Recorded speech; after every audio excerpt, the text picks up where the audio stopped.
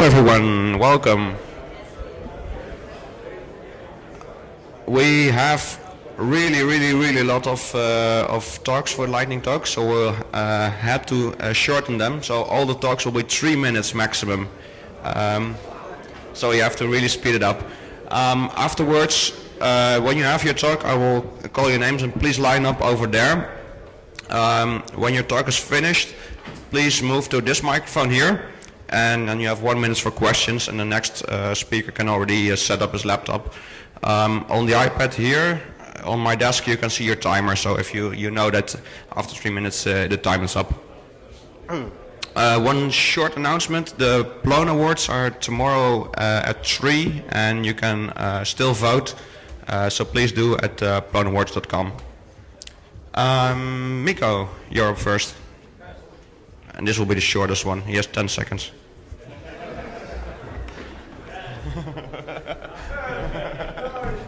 I have very important announcement for all people of Sweden and Baltic countries. PyCon Finland registrations will close today, so unless you want that the Finland wants in ice hockey and Eurovision, you should sign up for today, and please come for me for special prize. The PyCon Finland is in 2 weeks. Thank you.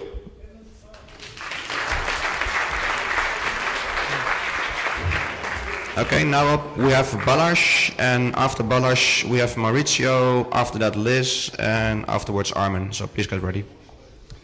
Hi, my name is Balázs Ré, and I would like to talk about something not directly Plone specific, about my experience, to an ongoing experience which has the goal of making a complex JavaScript widget work correctly on mobile devices.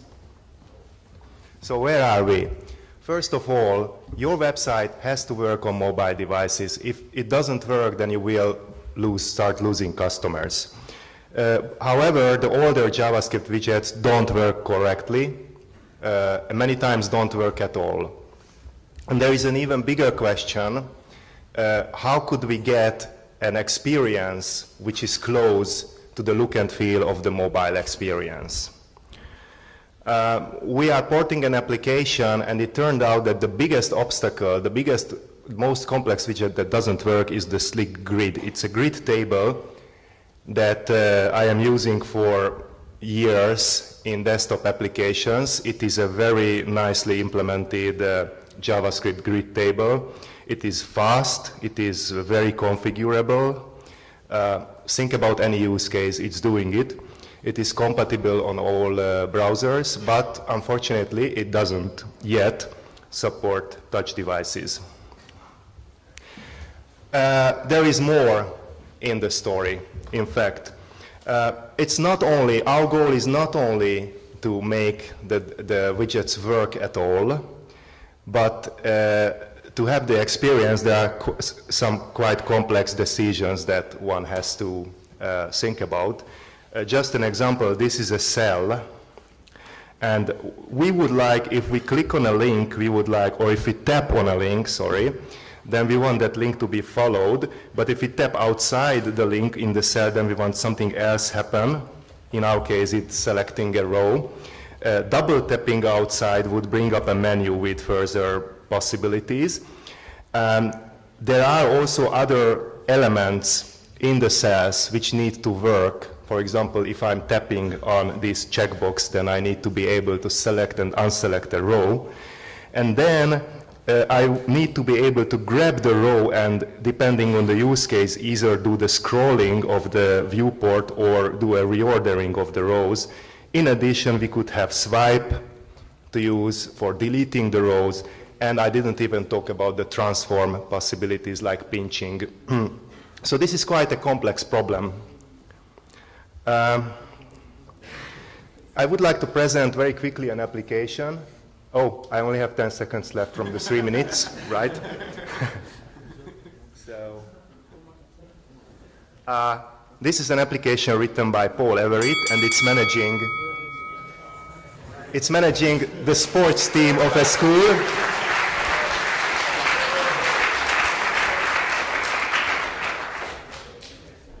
And there is 1 minute for questions. Yeah. Okay, I just would like to show it quickly. Short demo, that's fine.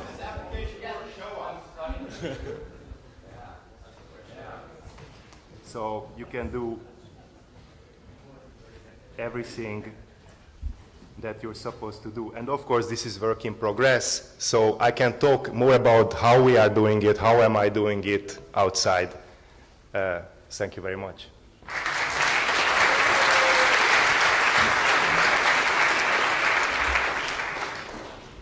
Any questions for Balázs? Stand on that mic.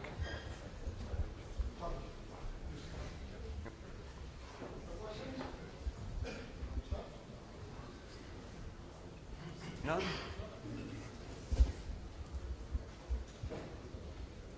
Okay, perhaps you can ask questions later if you want.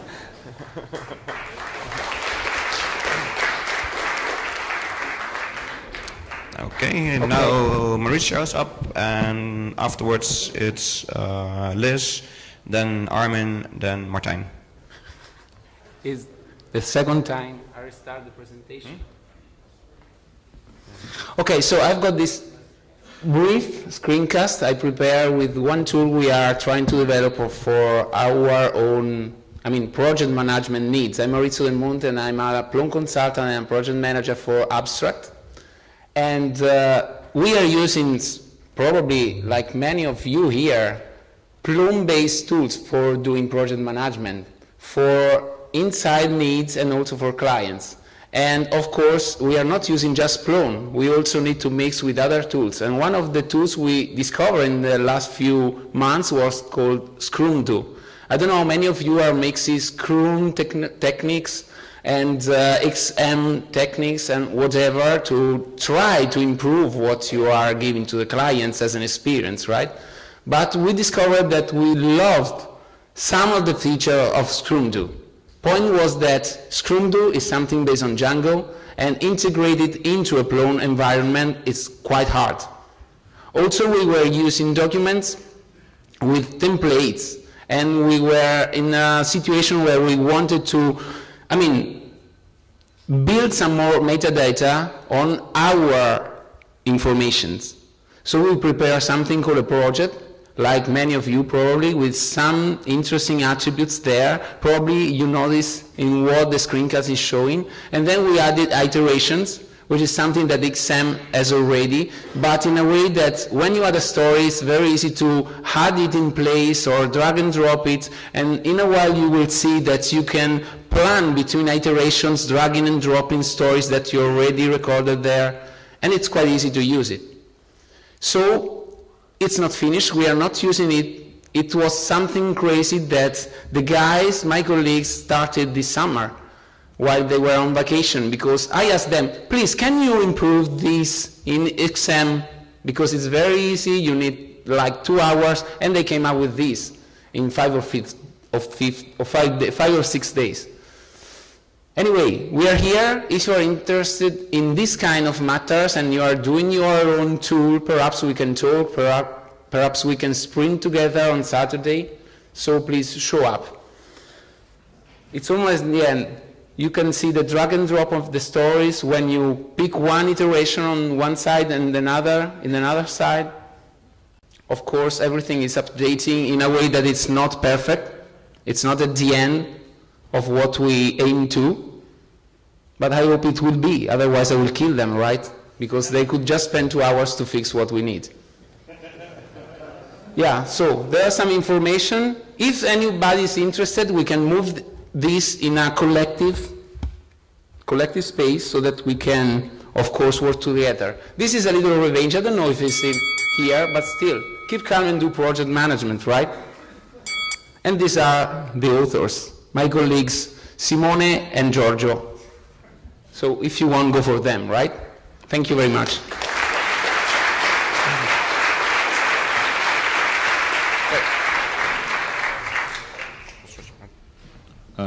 1 minute for questions. I don't know. I have a question. Okay. Can you, the stories you have, Sorry. the stories that are in there, that you drag and drop, Yeah. can you easily switch that out to another content type? Oh, I guess so, yeah. It's based on dexterity.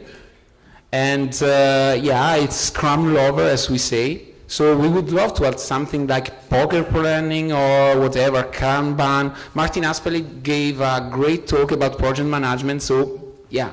But this is a tool, right? It's not the process. So yeah, you can extend it whatever you want. It's based on the last release of Plone, so it's very easy to grab it and fork it, whatever. Any other questions? This is dexterity? Yeah. Okay. Thank you.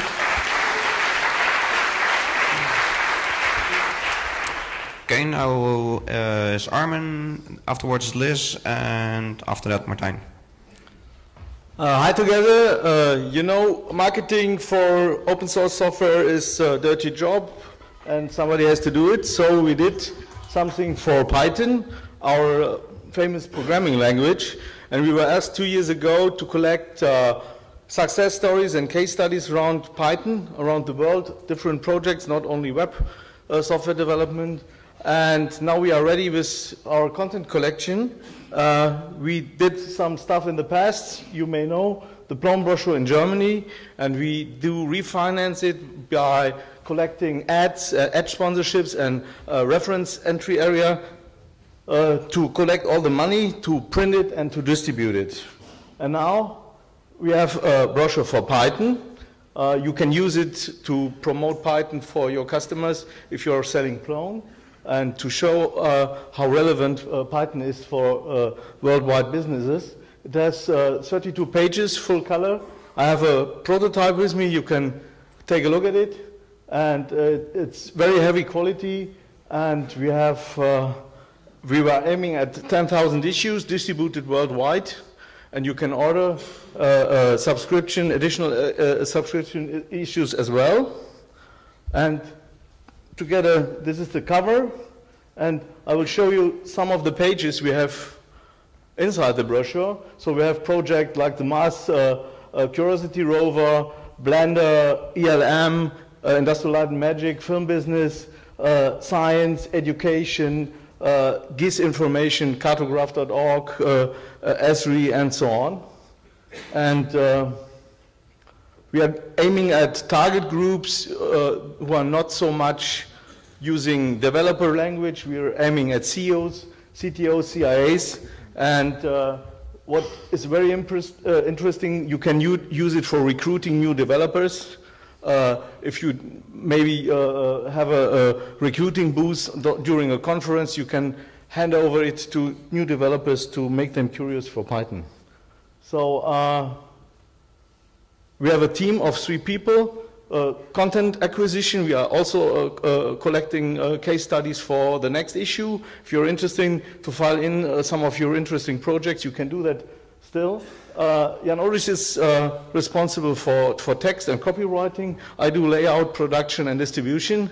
And Marc-André Lemberg from the PSF board, he's coordinating the whole project. If you like to get more information, go at brochure.getpython.info. I will send an email on the conference list, and maybe you are interested to buy one of the final 2 ads who are left. Maybe I sell one to the Plone Foundation. And, or for your own company, get a register entry with your logo and your contact information, and so on. That's it.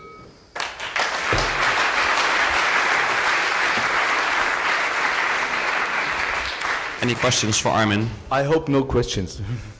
You? Bernard? Yeah, so you. What is needed to get something like this for Plone? Like what? What as a community we have to do? Buy me more than 1 beer. Okay, that can be sorted out.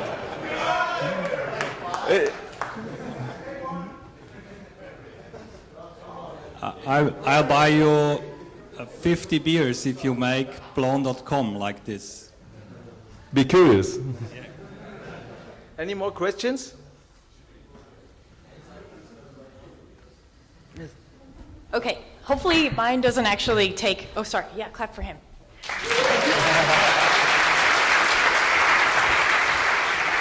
Hopefully mine doesn't actually take 5 minutes. I just want to give you one of my biggest secrets of fixing systems that have been borked or messed up or are slow. And it's big, it's heavy, it's log, it's wood. It's knowing where the logs are. So this is for a very, very small subsection of you guys, but you can save hiring contractors to come in and fix your system by simply watching your logs. So on a couple different systems, I'm going to show you where they are.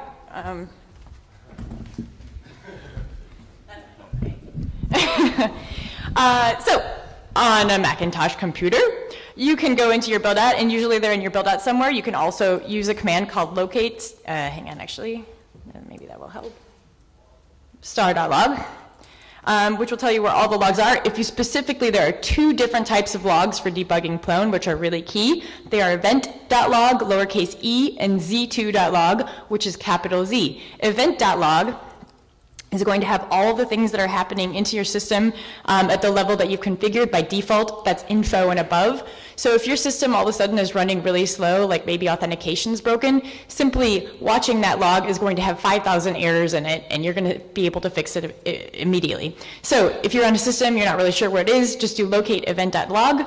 And z2.log for live systems is going to tell you every single access that comes to your system. Now, these are also super helpful. z2.log is amazingly helpful for debugging caching. So if you think that something is caching or it isn't, or you're not really sure, tailing z2.log is going to be important. If your build-out is nice, they will have actually put it in your build-out's var log directory or even on your system. Beyond Plone, you have logs on your Linux system, which have tons of information in them. Some really important ones, it's almost always in var log unless you're on some crazy system. Looking at, in particular, fail log might be a good place to start. Messages, and tail-f is your command there to see what's in messages, and as they come across, it's going to let you know. Now, this is a virtual server, so there's a lot of stuff going on here. It seems scary, but you can sit here and watch it, and you'll know exactly what's going on all these things. Messages, some of them have secure.log, which is going to, or auth.log, which is going to show you who is logging into your computer or trying to log into your computer. This matters when you're debugging somebody slow performance, because if somebody is hitting your box really fast and keeps logging in, you're going to see every single thing come in here, and it's just going to fly through like this.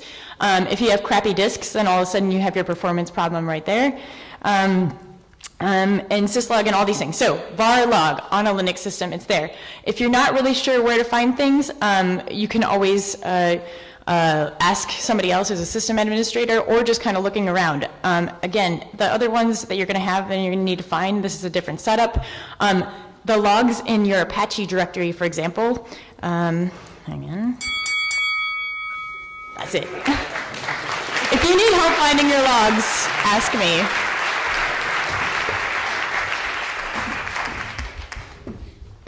Any questions for Liz? She doesn't want any questions.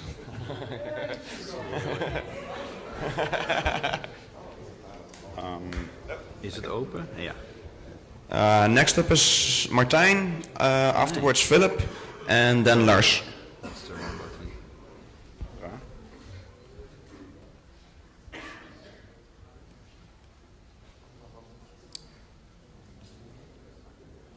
I figured I'd use somebody else's Mac because my Linux machine never connects to, but anyway, even on a Mac, it's, yeah.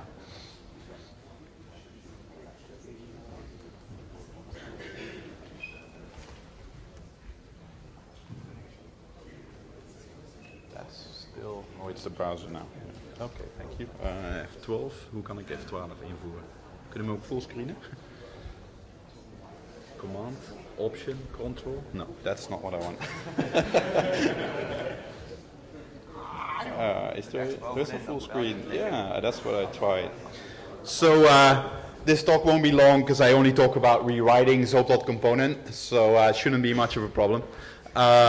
So Zoop.component is an ancient crafty API, and Chrome is a reimplementation of Zoop.component with the same API for 2012. And less craft, and it's totally backward incompatible, so all you Plone people don't have any use out of it, but that's okay. Nobody's using this right now. So in Zoop component, a single adapter lookup looks like this. You have an interface IFU, and you're adapting the object A. In Chrome, it looks exactly the same, because that's actually a good API. In SOAP component, if you want to do a named adapter lookup, you actually have to suddenly import stuff from component, from SOAP, import component, and then do get adapter. You have to use a completely different API. In Chrome, it just looks like that. In multi-adapter lookup, you have to use yet another API, get multi-adapter. With Chrome, it looks like this. Named adapter lookup with SOAP.component looks like that, and with Chrome, it looks like that. Defaults, SOAP.component, this is the reason why it's not compatible, has this second argument, and it means the default argument. But then if you want to do it with the longer API, then you have to use query adapter instead of get adapter, because that makes sense. And with Chrome, you just give it arguments for the default, and then it will give you back a default. Utility lookup looks like this with the old stuff, and it looks like that with the new stuff. So you just get the component, anything, an object. Utility lookup for an object, that's what you cannot do with SOAP.component. So you can actually register an arbitrary object, not just an adapter with an object. So you can do that. You can also do it for multiple objects. You can also look up an adapter for nothing, a null adapter. It will still call the function that you look up. It's kind of like a utility that you call immediately. That looks like that. So Chrome is orthogonal.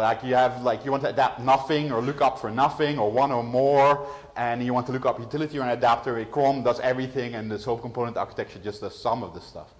I also rewrote Martian. I created a library called Grokker, and it's based on Venusian, which comes from Pyramid and uses decorators for everything.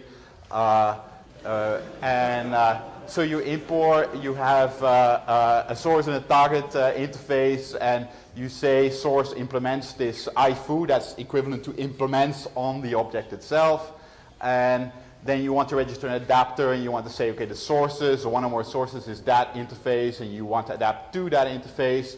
And this object implements that interface, which is like SOAP.or interface.implements. And then, you just have an adapter, and this does the registration and all that into the adapter registry. And there's code on GitHub, and I see I have 3 seconds left, so you can check out the code and then not use it in Plone.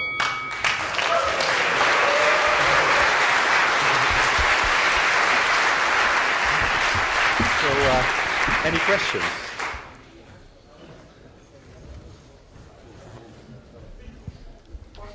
Did you, by any chance, made ability that lookup by name is not required to be a string, but anything?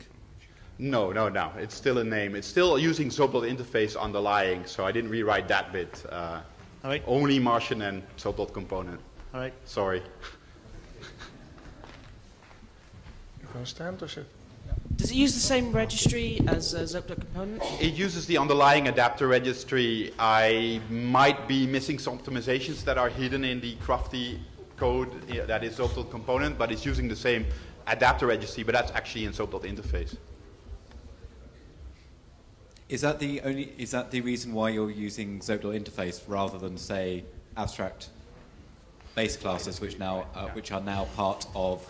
Who's asking the question? Okay, there. Yeah. All right, thank you. Which are now part of stock Python. Sorry. So is the reason you're using SOAP.interface because it's got the adapter registry? Yes. It's a useful. ABCs. It's a nice. That's nice. The adapter registry. That works. Yeah. Okay.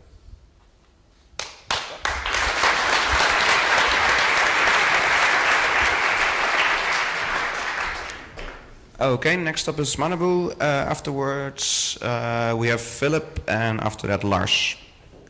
Hi, hello. My name is Manabu Terada from Japan. I am PyConJP chairman. I'll talk about fuzzy search on Plone.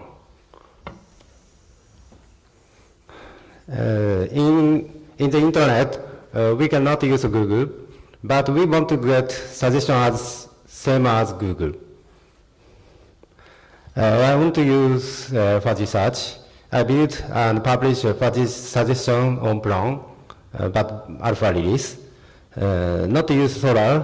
I know Solr is good working, but I feel difficult to install and configure, and I want to build own system. we can see suggestion word when type on text search from content item or text index. So it's demo. Okay. Can you read Japanese?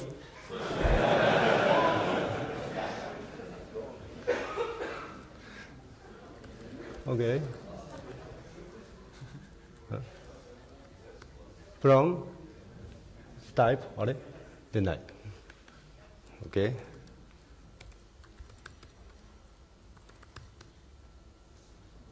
Foundation, it's a type. It's foundation. It's a this. It's foundation. Yes. And Japanese.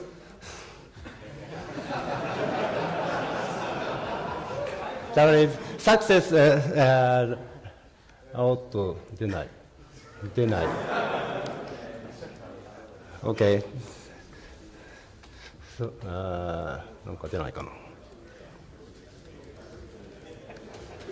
これと出ちゃう。あ、出ないね。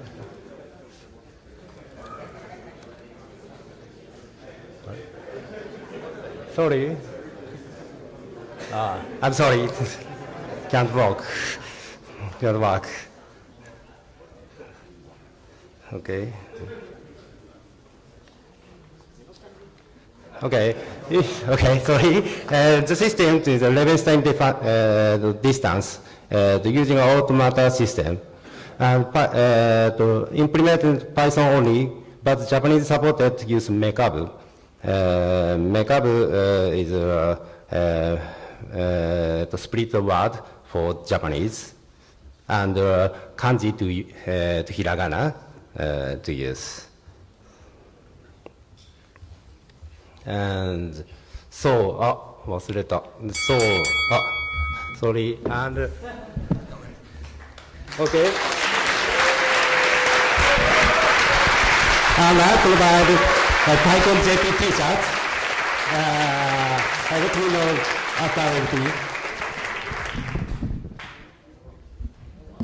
Thank you. Any questions?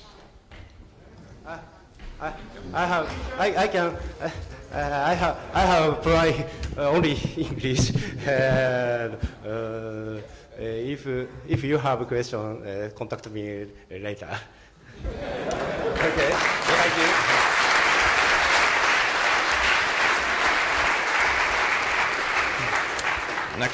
Next up is Philip, and after that Lars, and after that Wolfgang.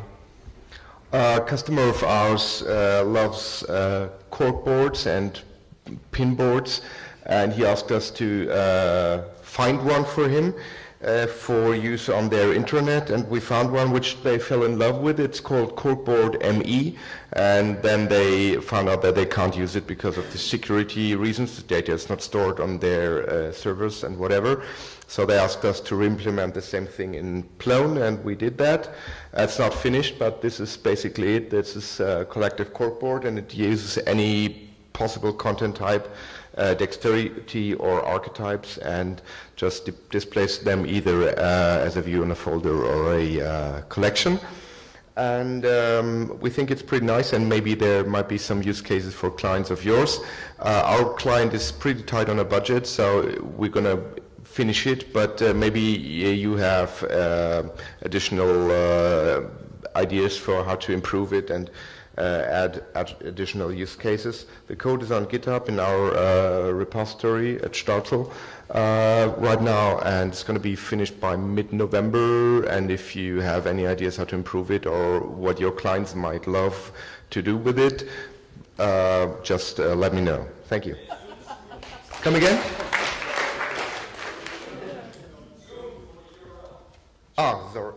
No idea how. That's our company, Startel. We're going to move it into the collective, in the real collective, in mid-November once it's ready. But if you want to commit code right now, you just talk to me. It's no problem. So that's basically it.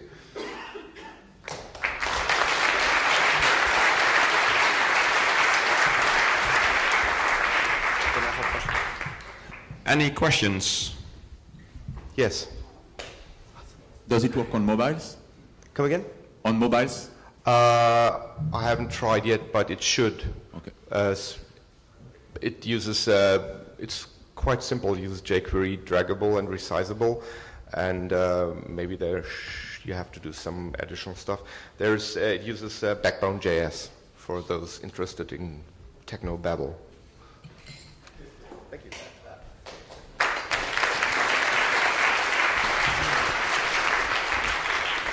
Next up is Lars, after that Wolfgang, and afterwards Jamie. Hello. I created a post-install hook for virtual env, so which makes working with build-out a bit more streamlined. Usually when working with build-out, there's a lot of switching to the build-out root and the source directory. I will show you how that can be done a bit easier. I'm doing very risky things like actually running a build-out in these 3 minutes, which could take forever, of course. First, I made a virtual env, and then I installed the post-install hook. Yeah. What's happening? Minus. Okay. Now I'm in the build-out. I'm going to set the root with set build-out. Then I'm going to cd in a different directory. And now I could run build-out. Huh? Nice. Oh, Bootstrap, sorry. Yeah, I got the cheat sheet on the left, but yeah, network, operate. Right. Okay.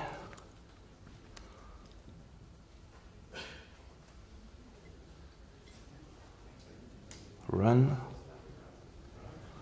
So this will actually cd into the build out and then run it from that directory so everything can be found.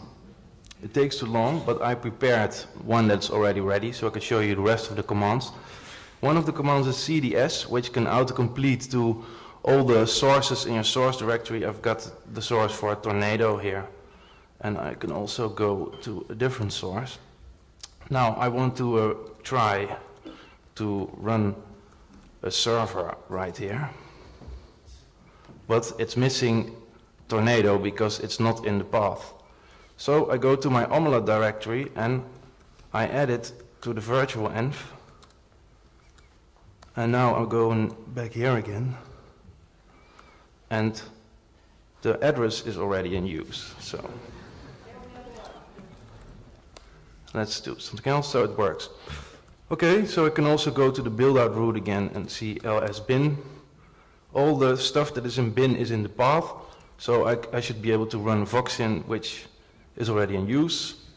But other things that we can do is look why it is in use. Which supervisor could tell us that, if it would be running? Yeah, so one is started and one is backed off because the address is in use. But we can restart.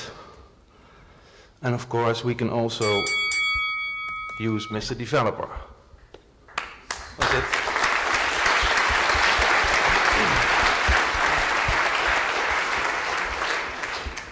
Any questions for Lars? Where do I get this? Oh yeah. Too late. Too late. Google for build-out bash completion. Yes? More questions? You have 1 minute. Run. I'm sorry if I understood correctly. Your tool is bound to virtualenv, and it's not possible to run it without? No. Okay.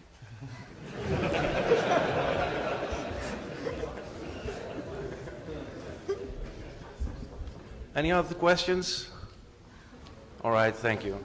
Thanks.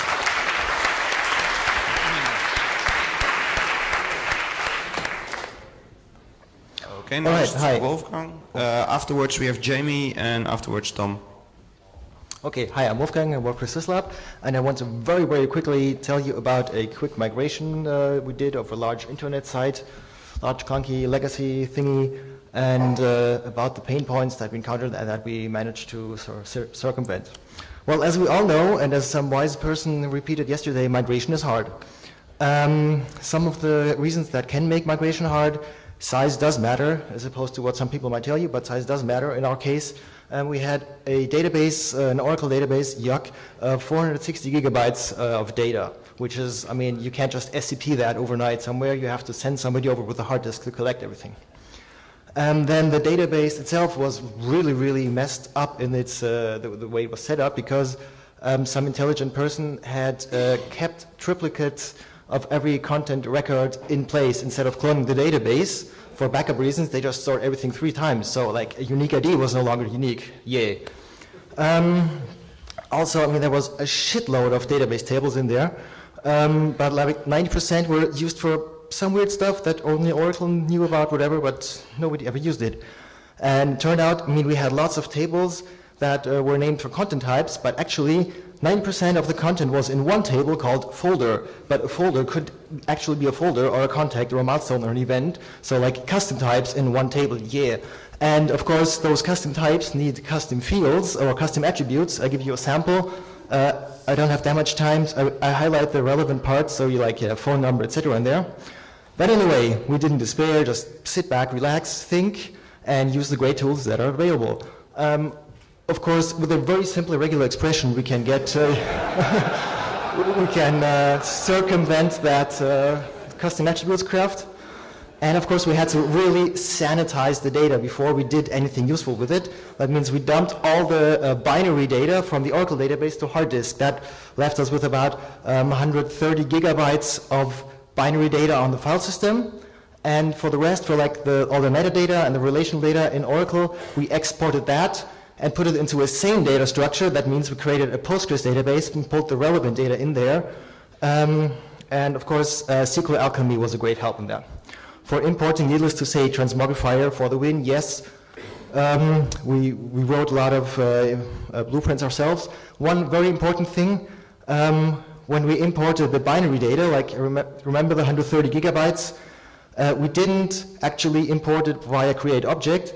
We just created stub objects in the Plone database, and since we're using Plone app blob anyway, and we have the files on the file system anyway, we just moved the blob files on file system to the correct location in the blob storage. If you want to know how it works, just ask me later. And anyway, that allowed us to migrate incrementally. That means we migrated everything, well anyway, we got it done in time, and the result was the working Star Alliance intranet site. And if you want to know more about that, not the migration, but how it looks like and how it's built, just check out those 2 talks that are going to be tomorrow. Thank you.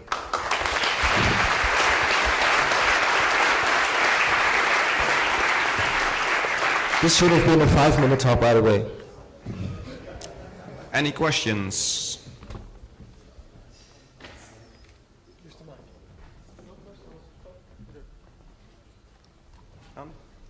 We have one. The bash completion from Lars is now on the PloneConf Twitter. Yeah, go ahead, Jamie. Hi, I'm Jamie Lenton. I'm from Manchester in England, and work with Lawrence Rowe, and I'm about to show you a live demo of something I haven't touched for several months.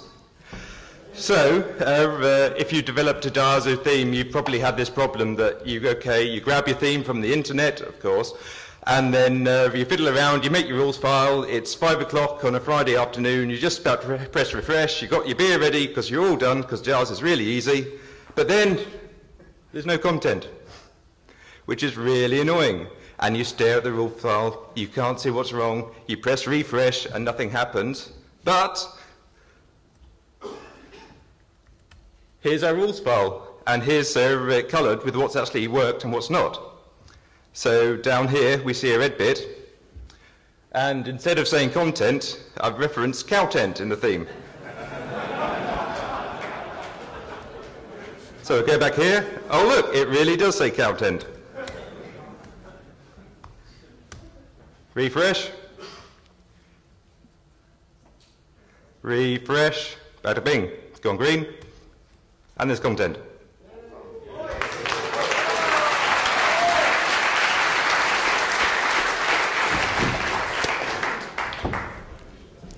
Questions? When will this be in Plone Core? When I get round to finishing it. The actual hard bits of working out the rules and things are there. It's about really getting a proper interface that isn't just shoving at the bottom of the page in a really pretty fashion. So, I mean, I'm happy to work on that for the next few days if need be, and if people are interested in joining in. If people know a good JavaScript framework for getting in debug content regardless of the theme, that'd be really useful.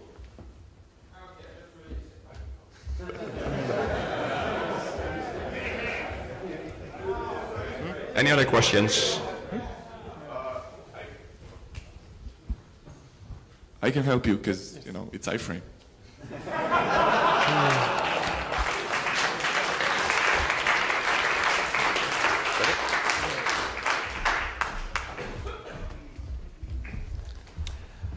Hi, my name is Tom. Yeah, wait just a second. Yeah, Tom is up next, and afterward it's Eric, and after that Jonas. Go ahead.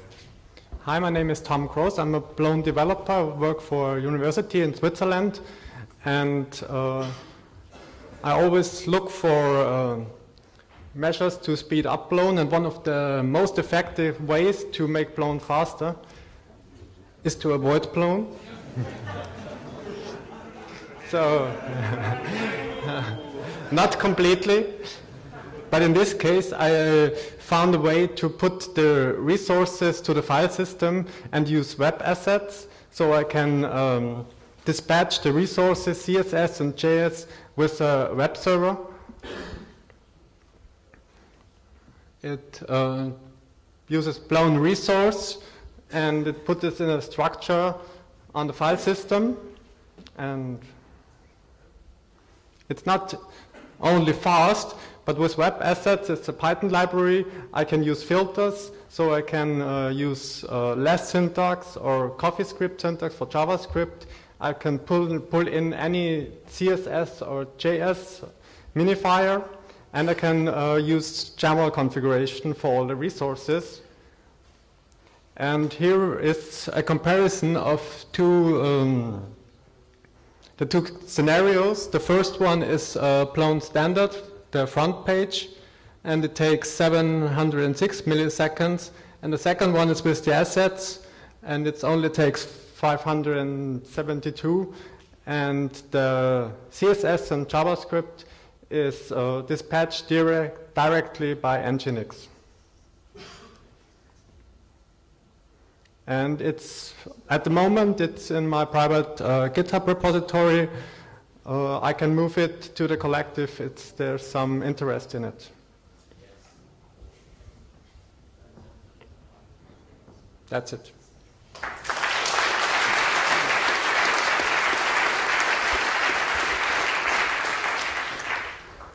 Any questions? All the way at the back. Run shirt.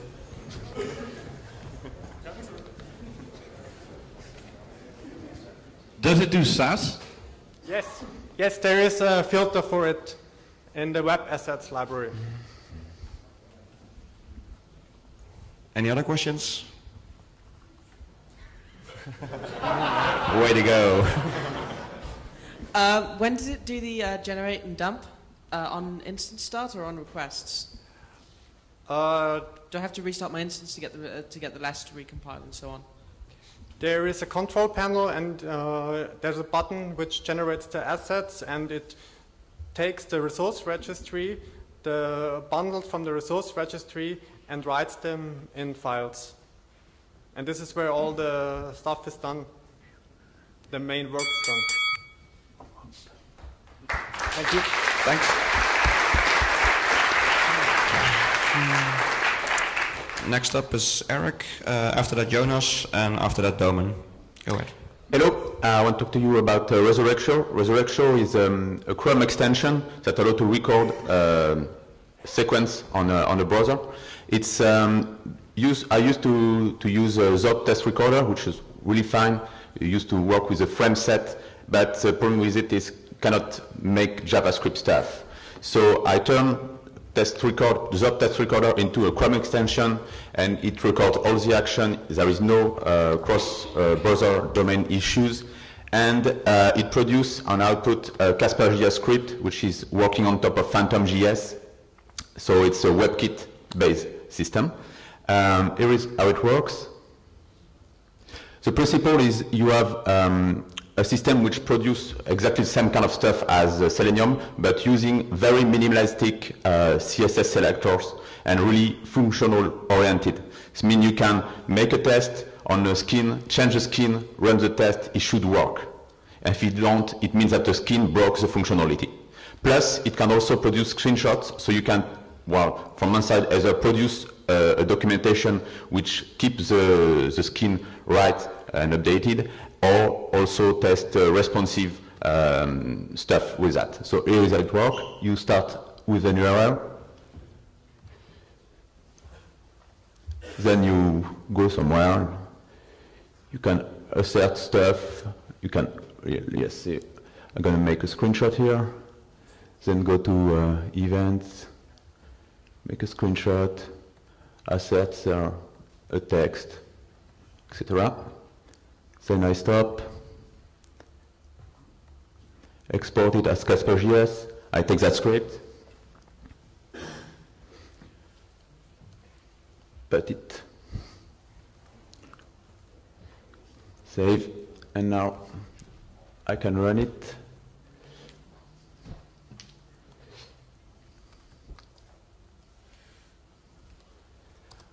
From the command line, so it can be put on Travis or whatever. So you have your test assertion, it's passing, and it also produces screenshots here. Okay. And you have also a RST output. Let me find back my browser. Yes, here. So here is the doc, including the screenshot and the comments if you made some comments. Now let's say we change the skin. Let's have a nice one. Oh, wow. Let's say, where is it? Yes, that one, exactly. Oh, sorry. Come on. So you have a Drupal now, and you just run again, and surprisingly, it's gonna work.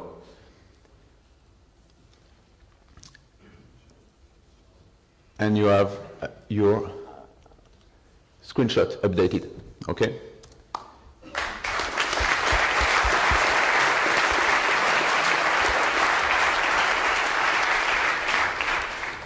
Any questions for Eric?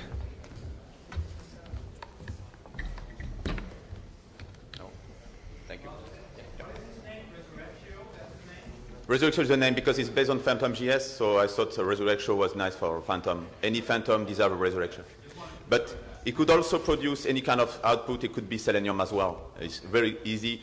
Based on the test recorder, the Zop test recorder, it's really easy to produce any kind of output, so maybe Selenium could be a right way to do this. Also, to make it work on other stuff than WebKit. Okay, thank you. Thank you.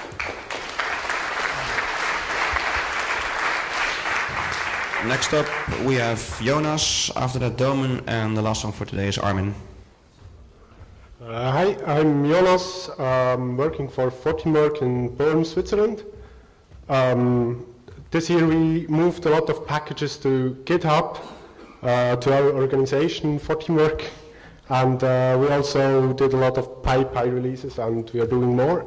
And one of them was FDW Book, and that's a book publishing add-on, which is meant to be used for high precision PDF generation, which can be printed, and yeah, you can collaborate there, the editing, and the underlying is FTW PDF generator, which is our own library. It's based on LaTeX, and the editing is simple layout, which is quite an old thing, and maybe we will replace it with Deco, who knows. We are using it, for example, for financial reports. That's for one customer. They're publishing 2 books a year with 500 pages, or for the Court of Justice with 100 pages. So, and that's a hard copy printed. But we also use it for internal documentations or end-user documentations we give to the customers. Yeah, and I will show it.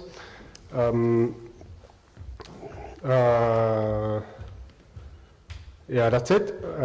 That's the table of contents, and the editing is simple out, as I mentioned. Maybe some of you know it.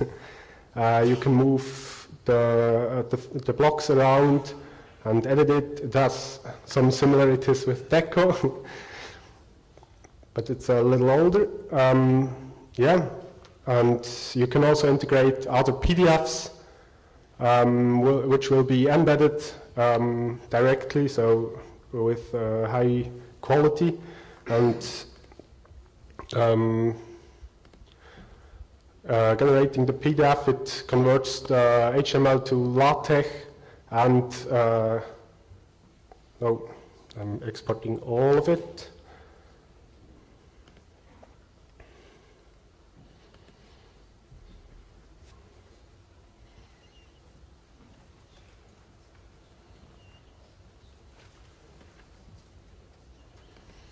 And that's the result. That's now the Sphinx layout we use here, and with table of contents, links, and stuff. And yeah, it looks quite similar to the web representation. And yeah, I think that's it. Time's up.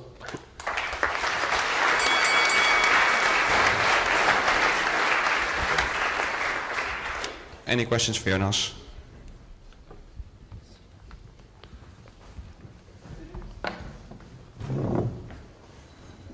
Did it take a screenshot, or did the text remain as text that can be converted and indexed?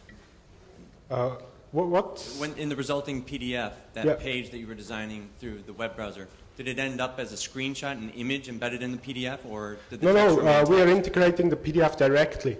For that's useful for diagrams and stuff, which it is where is it important that we have the high quality, and also it's not pixel-based but vector-based. If it's in the original PDF. Do you know if it can handle barcoding? Sorry? Barcodes? Can it do barcodes? Didn't try that, Not yet, okay. but I think it's possible.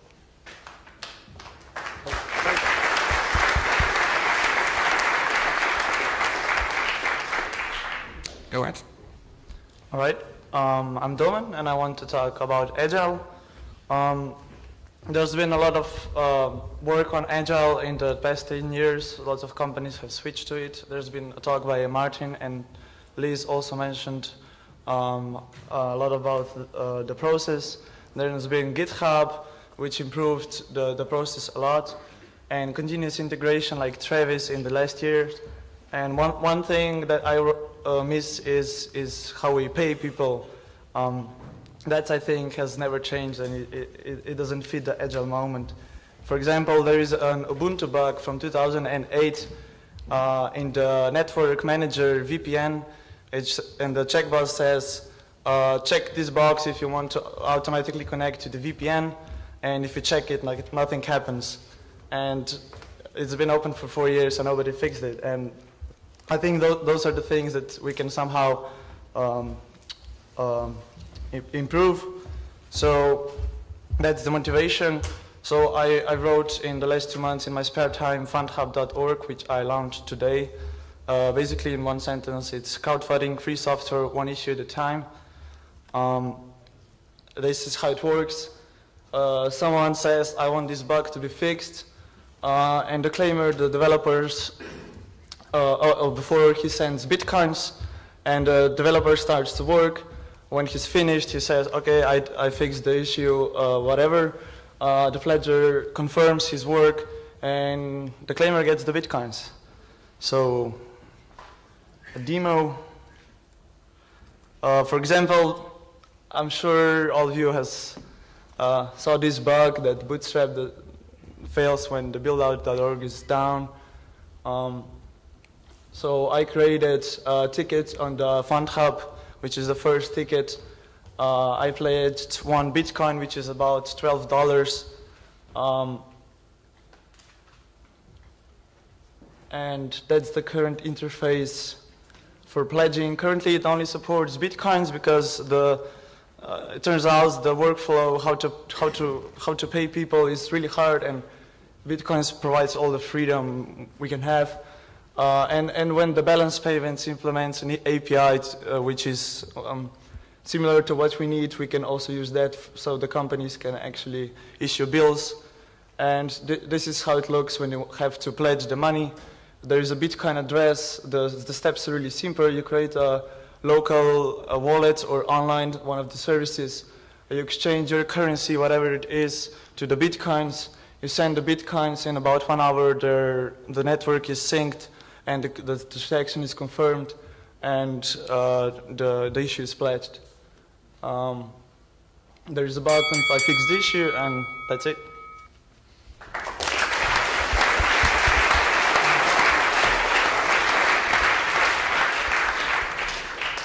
Any questions for Domen?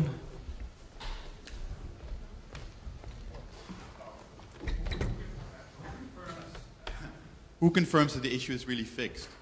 Yeah, at the beginning, everyone who does the pledge will have to confirm, but after a time you will gain a reputation, and it's gonna get easier for you. So you can have multiple pledgers for one issue. Yeah. Someone starts the pledge, and people like join, contribute money, and then someone says, "I'm gonna work on this. I'm gonna fix this," and collects the Bitcoins.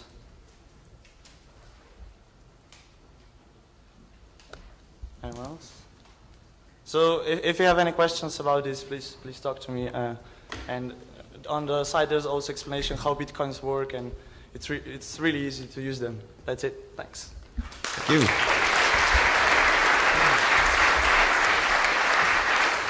I don't know why it's not working. No? Oh, hello. I would like to make a question, please. Are any guys new to Plone here? I'm one of them. So we would like to, me, Armin, Mauricio, and some friends would like to make you some questions if you would like to answer us. The guys over there will reach you and take notes of that if you would be glad to let us know. We would like to know, what is your everyday work? What challenges do you need to solve? And what impressive thing you know already about Plone? So, that's it.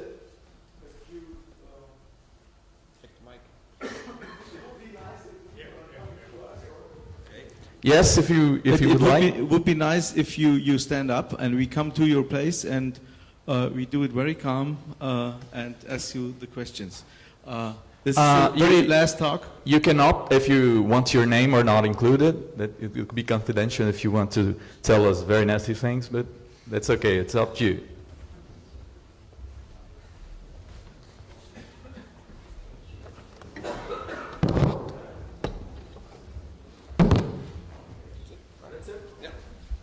Thank you.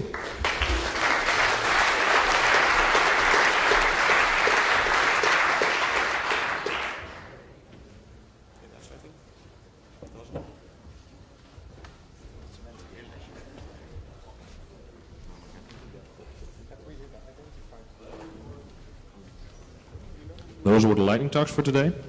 I have some announcements. For the Better Half program, if you want to bring anyone to the party, the dinner, or both, it's 25 euros per event. So 50 total if you want to do both. You can get tickets for that at the info desk.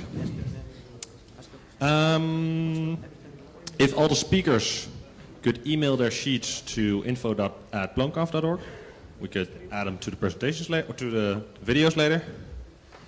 For the sprints, there's a GoActivate page. You can coordinate there.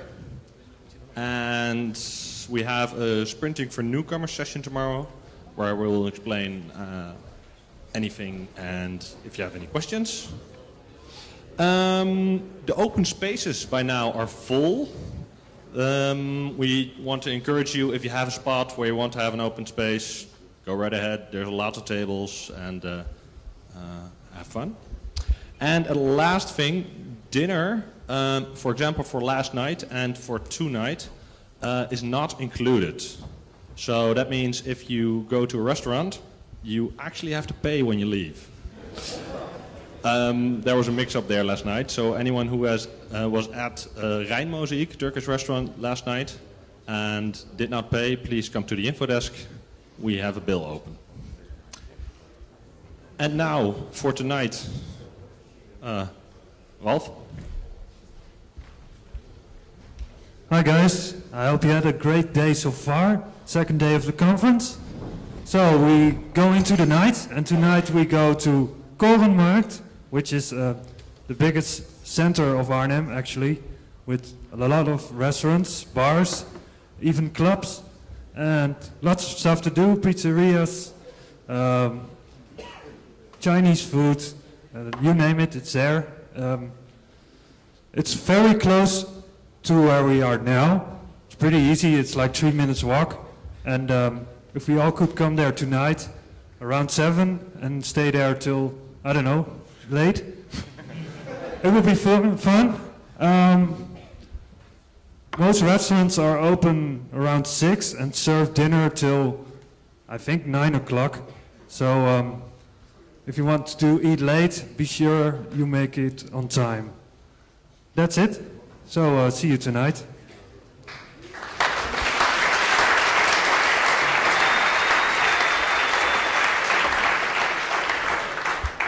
And like yesterday.